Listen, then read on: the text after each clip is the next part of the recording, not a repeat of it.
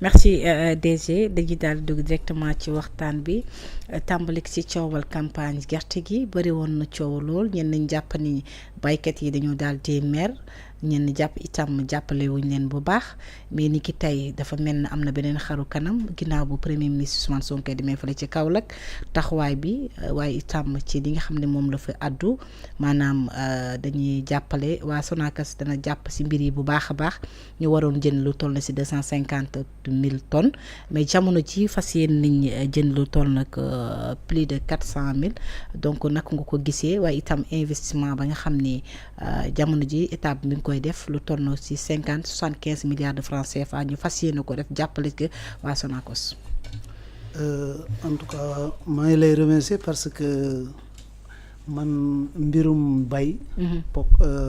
mbir la moo xam ne xam naa ko bu baax. ndax baykat laa. J'étais un bon cultivateur.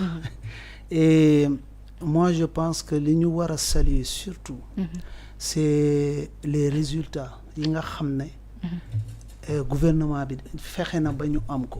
Je pense que tey ren récolte bi ñu am. ça fait longtemps amuñu ko. te loolu li ko waral. baykat yi mën nga leen laaj. intrant yu ñu joxe moo tax. état li mu subventionné intrant yi.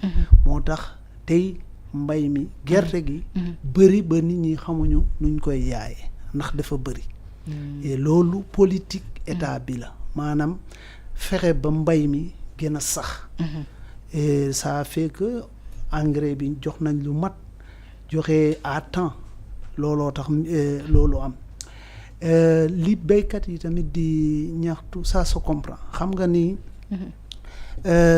mbay mi dafa am ñenn ñoo xam ne dañ si profité aussi loolu il faut nit ñi xam ko Sonacos l'État dafa am fu muy jëndee seko yi mais en contre-courant en général am na ñoo xam ne tamit dañ si profito di jël seen xaalis dem di ko jëndee prix boo xam ne loolu habitude sénégalais la parce que bu xamee ni nit ki mi ngi si jaaxle rek soxla da si profito loolu c'est notre nature qui est comme ça c'est très difficile pour un État de gérer ces faits-là dinay am État lu mu mën a def rek mooy fexe daal ba prix bi mu fixé mu mën koo contrôler sur le terrain malheureusement souvent day am ay zones yoo xam ne par manque de agents ñoo xam ne ñoo war a def contrôle bi il est très difficile parfois de suivre tout le monde problème boobu moo tax mais li ñu war a saluer aussi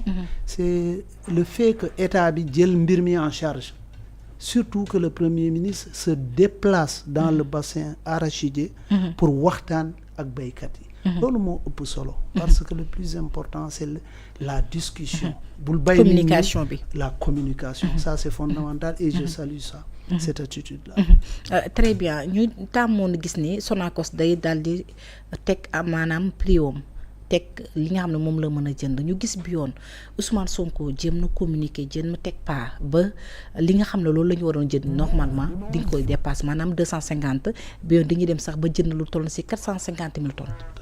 Tout à fait non ça ne se limite même pas à ça seulement parce que bu ñu defee les calculs xam nga luy état lu muy luy jënd lu ne. vous faites dañuy def lu ñuy wax maanaam da ngay calculer est-ce que li ma si dugal xaalis ak intrant yi ak lépp su ma ko jëndee temps baykat bi dina si gis boppam bi ñu defee calcul yi il est revenu que le prix du kilogramme ay 250 la war a jël. Gouvernement bi à travers le premier ministre Ousmane Sonko moo imposé ne leen avec le président de la République bien sûr parce que le premier ministre ne fait que exécuter la vision du président de la République. Donc ci lañ décidé le gouvernement a décidé d'amener le prix à 305 francs au lieu de 250 francs.